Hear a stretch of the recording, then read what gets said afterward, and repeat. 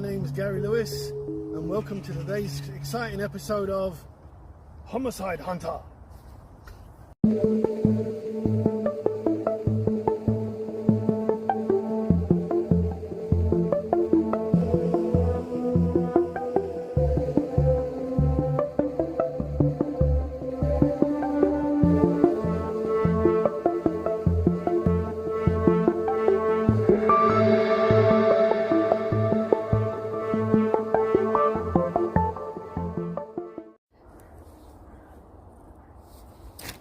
Hi, this is the grave of Edith Thompson, who was born on Christmas Day 1893 in Dalston, and when she was 5 years old she moved to 2331 Shakespeare Crescent, Manor Park.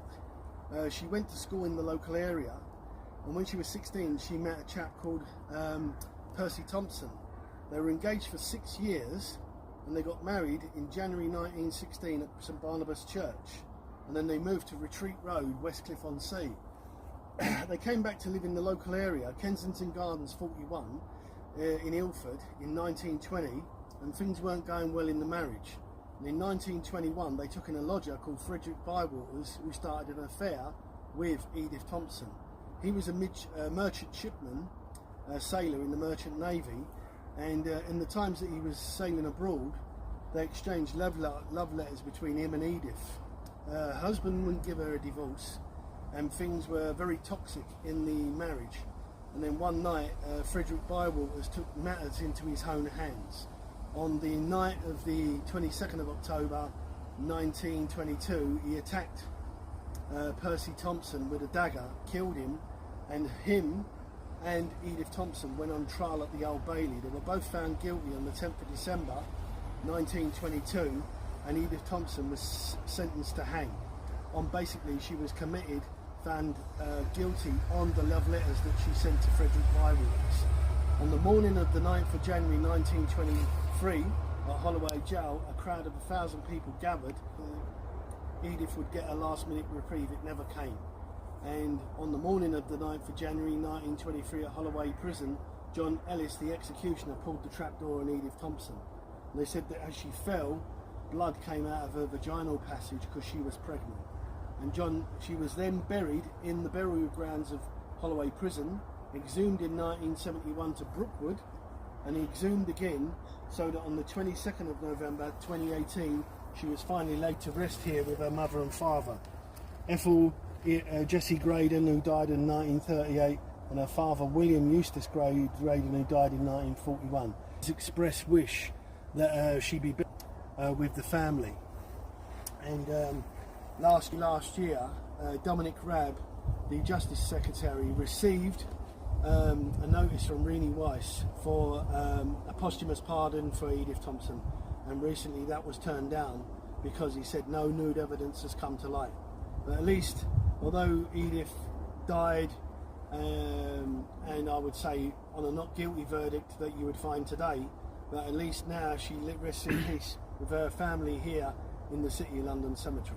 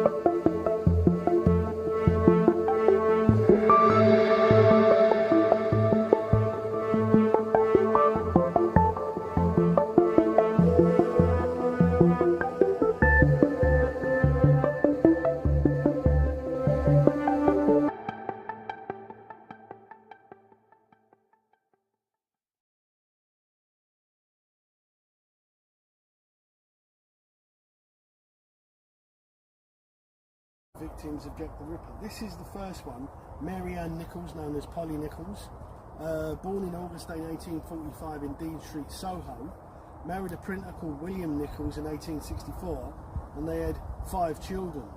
The marriage didn't work out. Her husband went off with a midwife who delivered one of her children, and Polly wound up in the workhouse. She did get out the year before she died, and she became a domestic servant, but also fond of the drink, and sadly took to selling herself to make ends meet. It was on the 31st of August 1888 that a friend of hers called Emily Holland saw her on Osborne Street at 2:30 in the morning. She had had her DOS money 4 times that day, but had drunk it 4 times. And her friend offered her the money to put her in the lodgings for the night. She declined. She went out and said she was going to get one last client, and at 3:40 in the morning on Bucks Road, now Durwood Street, Charles Lechman, a coachman, found the lifeless body of Polly Nichols. And she became the first victim of the infamous Jack the Ripper. She was buried here on the 6th of September 1888 at City London Cemetery. They said that over 1,000 people turned up at her funeral, and it wasn't until 1996 that she got this heritage plaque, the first victim of Jack the Ripper. I mean, here we're in the Memorial Gardens of the City London Cemetery. We've got 2 definite victims of Jack the Ripper, and Polly Nichols and Catherine Eddowes, but there was possibly 3 more outside of the chronological 5. They're talking that possibly there was 25 victims of Jack the Ripper, and believe that this one could have been the first. On the 7th of August 1888, Martha Tubman was possibly the first victim of Jack the Ripper.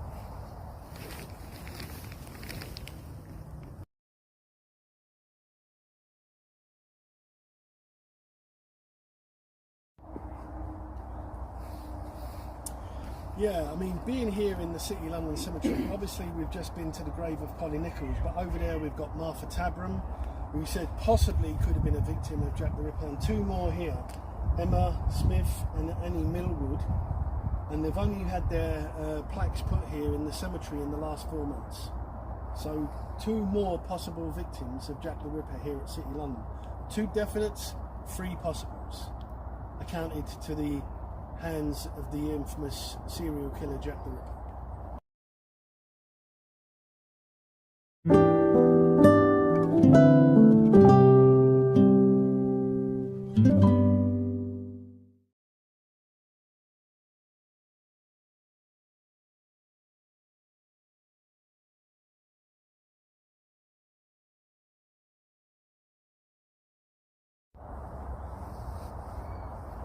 Yeah, hi.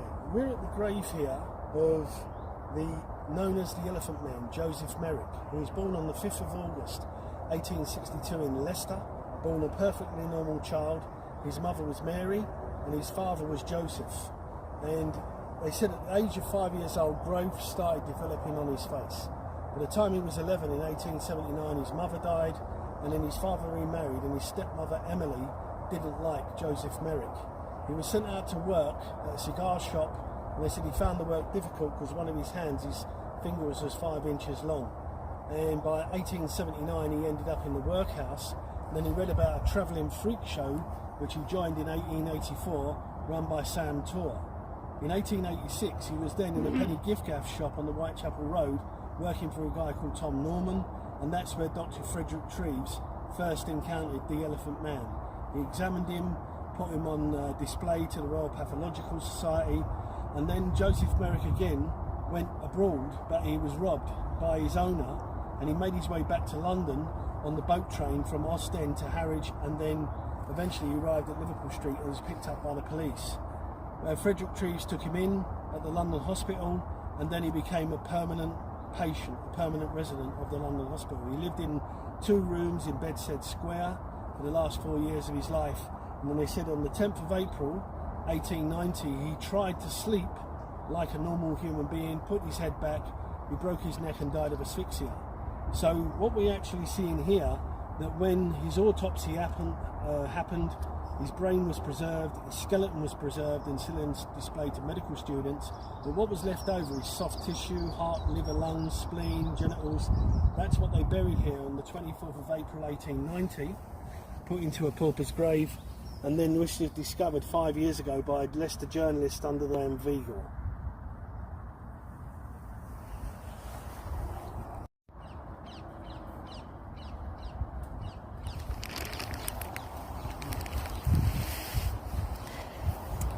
We're now at the spot of the Newgate prison site reburials.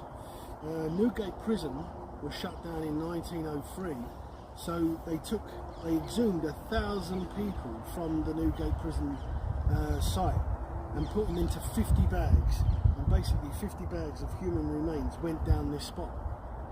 So out of these 1,000 people that are buried here, one in particular was a chap called Michael Barrett. He was born in 1841 in County Fermanagh in Ireland. 1843 to 1849 was the time of the Great Potato Famine in Ireland, and over 1 million people died and 2 million more emigrated, mostly United States, Canada, Australia, New Zealand. And Michael Barrett was no different from the rest of them. By 1860, he was working as a stevedore in the docks in Glasgow, and he joined a group called the Irish Republican Brotherhood, otherwise known as the Fenians. On the 13th of December 1867, the group put dynamite and a fuse into the walls at Clerkenwell prison to get out 2 of their members, one being Richard O'Sullivan Burke, who was a senior arms agent. Everything went dreadfully wrong. They used too much dynamite and basically blew the prison up and the surrounding flats, so 12 people died and over 100 were injured. So the police went out and rounded up 5 Irishmen, one of them being Michael Barrett. It went to court. The 4 other chaps got acquitted on lack of evidence, but Michael Barrett, who had good character witnesses saying that he wasn't there when the bombing happened, the police brought in a paid informant by the name of Patrick Mullaney from Dublin. He came in, he fingered Michael Barrett saying, "He's the man who put the dynamite into the wall.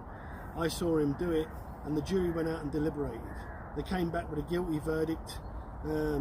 Gladstone at the time wanted more inquiries. MPs were calling for a retrial, but Queen Victoria pushed for the death penalty. So on the 26th of May 1868, outside the grounds of Newgate Prison, Michael Barrett was taken to the scaffold, 2,000 people watching, cheering his last breaths, and they pulled the trapdoor. He was taken down, put into a grave, covered with quicklime, and basically forgotten about for 35 years. And then we was reburied here in 1903.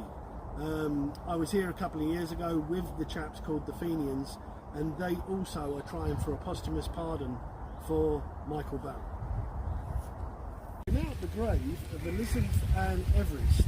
And Elizabeth Ann Everest was born in 1832 in Chatham in Kent, and in 1875 she was invited to work at the family residence of Lady Randolph Churchill, who was the mother of Winston Churchill.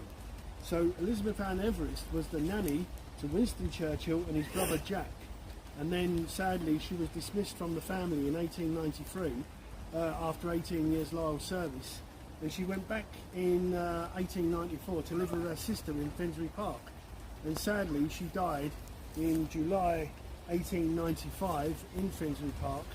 She was aged 63, and Winston Churchill and his brother attended the funeral here in 1895. They paid for this gravestone and a local florist to upkeep the maintenance of the grave, and that family tradition has still been maintained by the Churchill Foundation to this day. The grave of Elizabeth Ann Everest.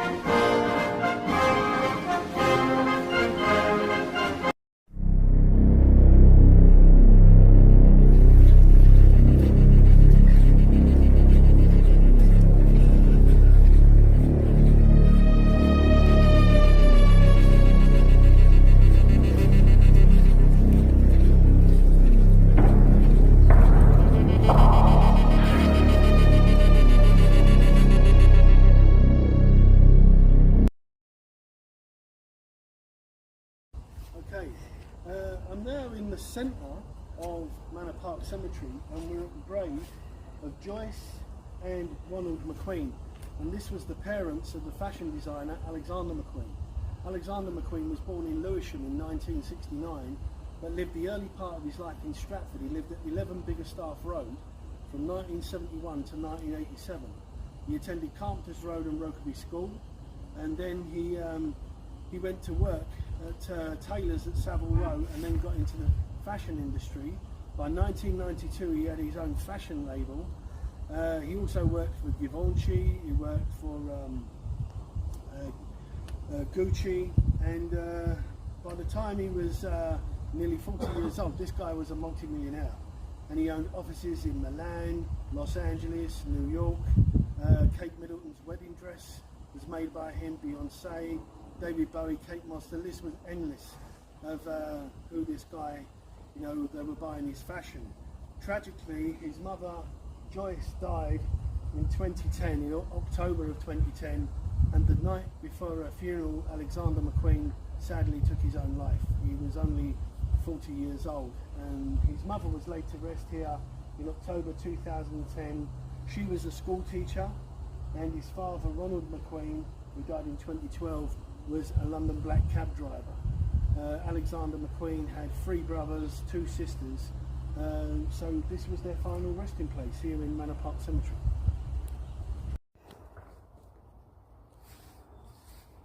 Yeah, hi, I'm in Manor Park Cemetery, and we're at the Bethnal Green Tube disaster part of the cemetery.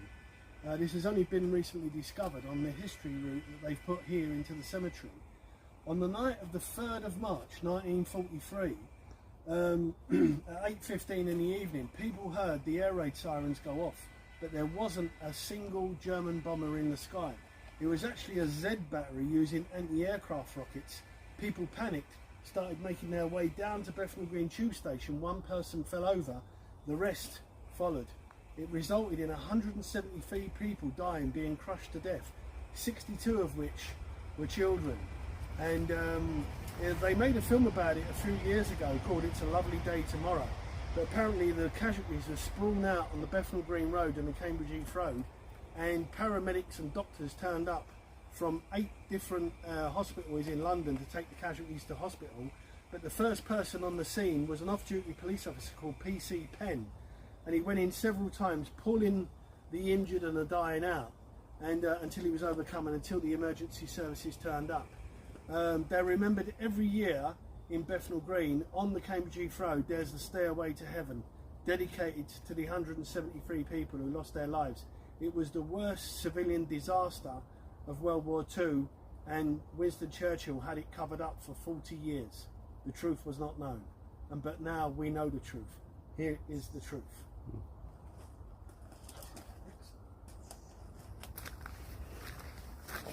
So these graves have obviously been, I don't know, uncovered from different parts of the cemetery.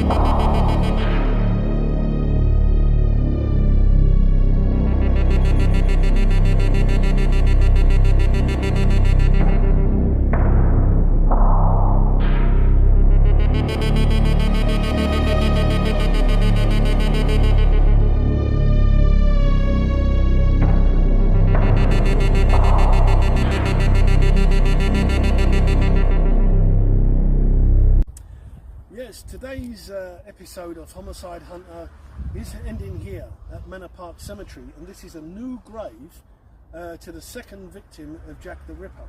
So it's Annie Chapman, who died on the 8th of September 1888 at Hanbury Street in Whitechapel. The second victim of Jack the Ripper, she had been divorced from her husband, who was a coachman. Sadly, they both took to drinking because of a death of one of their children. And when she was buried here in September 1888, they said that over 1,000 people attended the funeral. Until recently, all she had was a plaque down there to say she was buried somewhere in the vicinity. Now, this grave is 1 month old. So that means out of the 5 chronological 5 of Jack the Ripper, Mary Kelly, Elizabeth Stride, and now Annie Chapman all have gravestones, and I think this one is the finest. And you notice down here that money's been left, and this happens at all the graves of Jack the Ripper. So basically, back in the day, that these women were selling themselves for 2pence got you asleep on the rope, and 4pence got you a cot for the evening. I hope you enjoyed today's episode of Homicide Hunter.